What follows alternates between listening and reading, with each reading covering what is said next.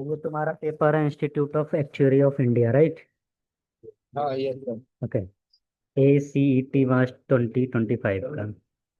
तो इसमें देखो बहुत सारे क्वेश्चन दिए हैं। इसमें मैंने ऑब्जर्व किया है कि कुछ क्वेश्चन रीजनिंग टाइप के हैं, ठीक है, जिसको तुम मैनुअली सॉल्व कर सकते हो, राइट? ये मिक्स टाइप का क्वेश्चन है। अभी देखो जैसे पहला क्वेश्चन है, यहाँ बोला है FX दिया है LN x² + 2025 का मिनिमम वैल्यू कितना होता है? हम्म। ठीक है। तो देखो, तुमको पता है x² हमेशा क्या रहेगा? पॉजिटिव रहेगा ना? हाँ जीरो भी हो सकता है व्हेन x = 0, हाँ राइट? इसका मतलब x का वैल्यू कुछ भी रखोगे वो नेगेटिव कभी नहीं होगा x² करने पर, हाँ। राइट? तो सबसे छोटा वैल्यू क्या हो सकता है? जीरो। जीरो हो सकता है। इसका मतलब जीरो, x² को मैं जीरो रख दूं तो तुम्हें क्या मिलेगा? LN 2025, right? हम्म। और 2025 किसका स्क्वायर है? 45 का। Yes sir. तो you will get LN 45, right? अब ऑप्शन में कहीं दिख नहीं रहा है LN 45। आप कैसे सॉल्व करोगे? इसके लिए तुम्हें LN 45 को सॉल्व करना पड़ेगा। LN का मतलब क्या होता है? लॉग टू द बेस ई, हाँ राइट? और ई का वैल्यू कितना होता है? 2.71, कुछ ऐसा बहुत बड़ा नंबर रहता है, तो 2.7 याद रखो, हाँ। राइट? तो इसको तुम्हें कन्वर्ट करना है ई के फॉर्म में। तो देखो, LN 45 को तुम कैसे लिखोगे? और 27 × 2 कितना होता है? 54, यहाँ 45 है, राइट? तो अब ये थोड़ा सा गेस करना होगा। ई का वैल्यू क्या है? 2.7। ई² का वैल्यू कितना होगा? 2.7 मतलब 3 के नज़दीक है ना, राइट? तो 2.7 का यस स्क्वायर क्या होगा? 9 के आसपास आएगा। हाँ। तो मैं राउंड फिगर, चलो 8.9 लिख लेता हूँ। अच्छा, अगर ये 2.7 है, राउंड फिगर में 3 मान लो, तो 3 का क्यूब क्या होता है? 27, राइट?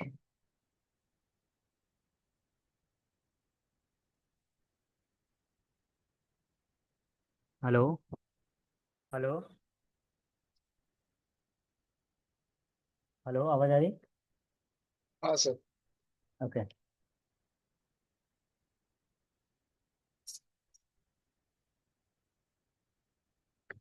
ठीक है, फिर से मैं बता रहा हूँ। इसका मुझे मिनिमम वैल्यू चाहिए, राइट? हाँ तो x² का मिनिमम वैल्यू क्या हो सकता है? जीरो हो सकता है ना? हाँ इसका मतलब x² को जीरो रखूंगा तो क्या होगा? 2025। हाँ और LN 2025 मतलब 45 का स्क्वायर। हाँ। तो LN 45, यहाँ LN 45 कहीं नहीं दिया है ना? नहीं। LN दिया। LN का मतलब होगा लॉग टू द बेस ई। ई का वैल्यू कितना होता है? 2.7 ना? हाँ सर। ई² ई को अराउंड फिगर 3 मान लो, तो 3 का स्क्वायर कितना होता है? 9। तो 9 मतलब मैं, चलो 8.8 ले लेता हूँ, कुछ भी ले सकते हो, चलो 9 ही रखता हूँ। ई का क्यूब कितना होगा? 3 का क्यूब कितना होता है? 27 ना? हाँ। और 3 का पावर 4 कितना होगा? 81। 81। तो 45 किसके बीच में लाई करेगा?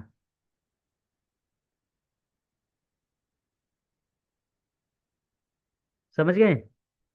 हाँ हाँ सर। एक्चुअली 27 नहीं आएगा, क्योंकि टू सर पॉइंट मेरे स्क्रीन पे ही दिख रहा है सर। ओ,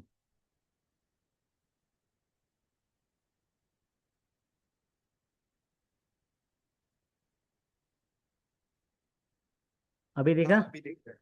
हाँ ओके। तो देखो, वही मैं बोल रहा था। तो LN 45 आ रहा था, राइट?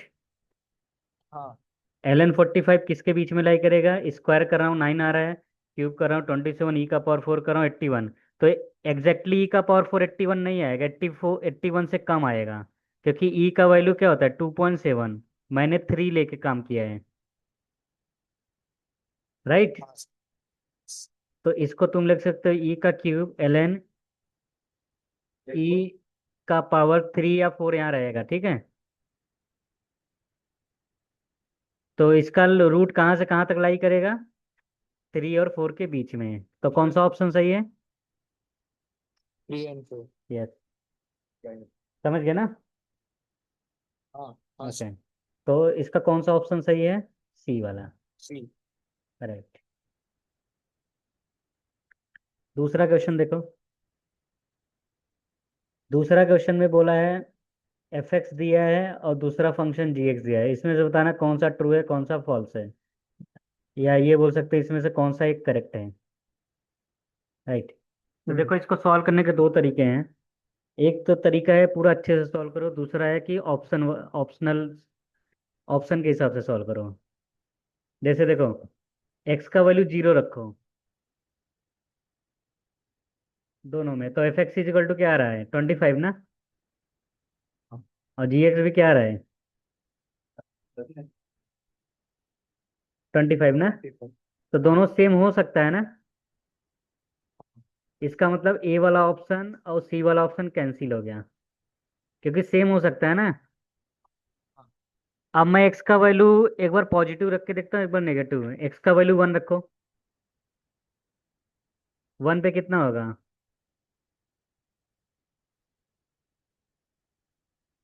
46। हाँ इधर 1 रखो, तो 46 का मार, ये भी 46 आ रहा है ना। हाँ। अच्छा, एक बार -1 रख के देखता हूँ। -1 का स्क्वायर 1, ये हो जाएगा 20। ये भी कितना रहा? 46। हम्म।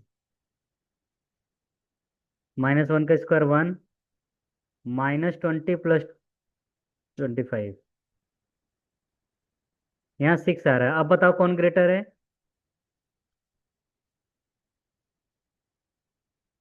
F of 1। एफ ऑफ -1 ना। पॉजिटिव रखा कभी 1। हाँ, तो पॉजिटिव पे देखो सेम आ रहा है, नेगेटिव रखने पर एफ एक्स बड़ा आ रहा है। इसका मतलब हमारा कौन सा ऑप्शन सही हो सकता है? छोटा तो नहीं हो सकता, राइट। तो हमारे पास बचा लास्ट ऑप्शन ये, तो ये ट्रू हो गया, ठीक है। यस। एग्जाम में ऐसे चेक कर सकते हो, लेकिन ये तो हो गया trial and error method, right. अब दूसरा मेथड क्या है, जिसको मैं मैन्युअली सॉल्व करूंगा। याद रखना, मॉड ए का स्क्वायर हमेशा ए स्क्वायर होता है, राइट। तो एफ एक्स यस। को मैं ऐसे लिख सकता हूँ क्या?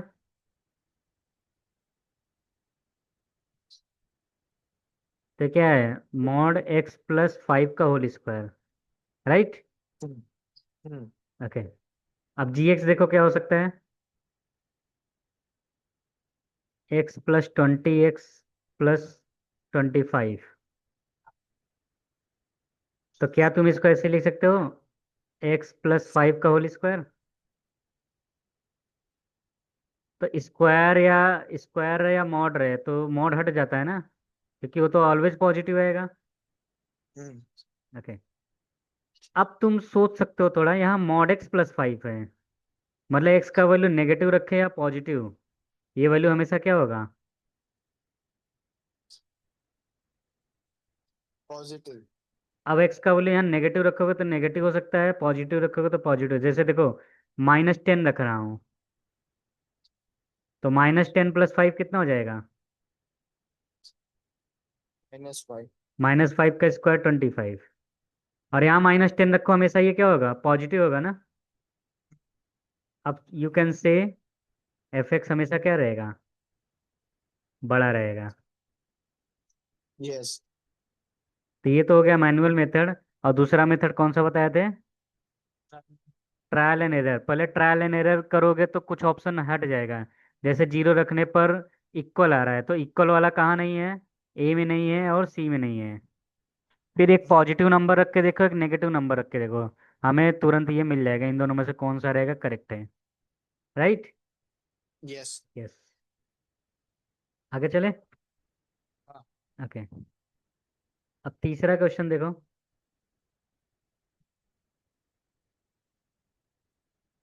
तीसरा क्वेश्चन में क्या है, एफ एक्स का वैल्यू ये दिया है और बोला F X is equal to 1 है। इसका हाँ। मतलब 2x³ plus 2x+5 is equal to क्या है, 1 है। 1। तो 2x³ प्लस 2x+4 हो जाएगा ना। हम्म। ओके, 2 कॉमन ले लूँ तो x+x² x³ plus x+2 is equal to 0 हो गया। हाँ। ओके। अब देखो तुमको पता होना चाहिए, अगर क्यूबिक पॉलिनोमियल है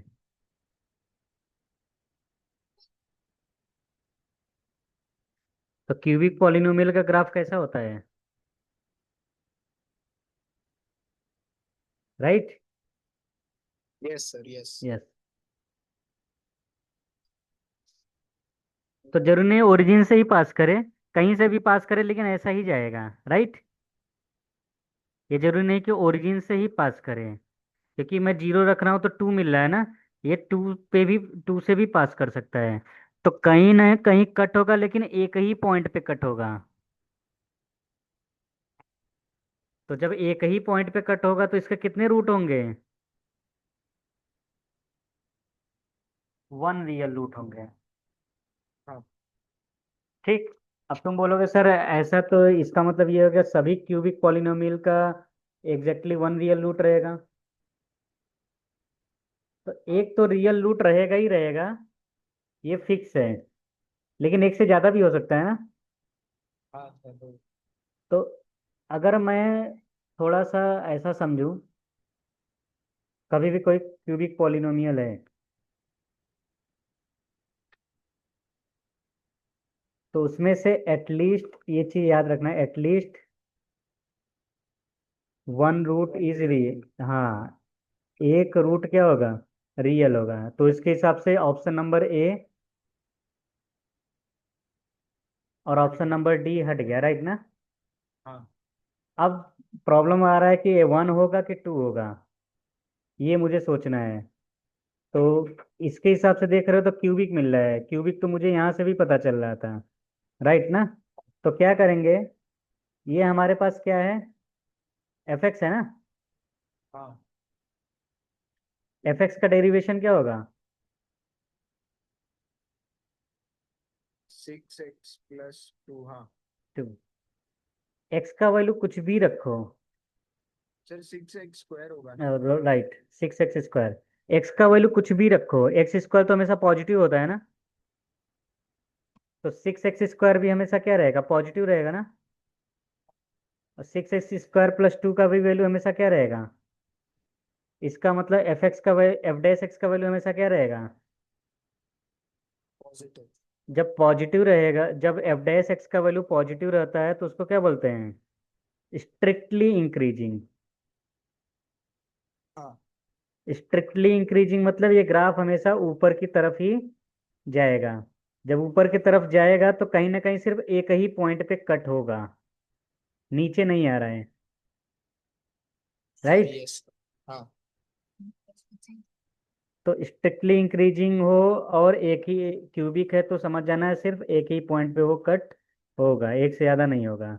इस साला एक ही रियल रूट मिलेगा इसके। यस सर, समझ गया। ओके। तो याद रखना, अगर किसी का डेरिवेशन पॉजिटिव है तो उसको क्या बोलते हैं, स्ट्रिक्टली इंक्रीजिंग। और जो और कोई भी क्यूबिक फंक्शन स्ट्रिक्टली इंक्रीजिंग है तो एक ही रियल रूट जनरेट करेगा, याद रखना। Any hmm. Cubic polynomial is strictly increasing, then it has only 1 real root, क्योंकि एक ही पॉइंट पे वो कट करेगा, राइट। हाँ सर, हाँ। ठीक है। ओके।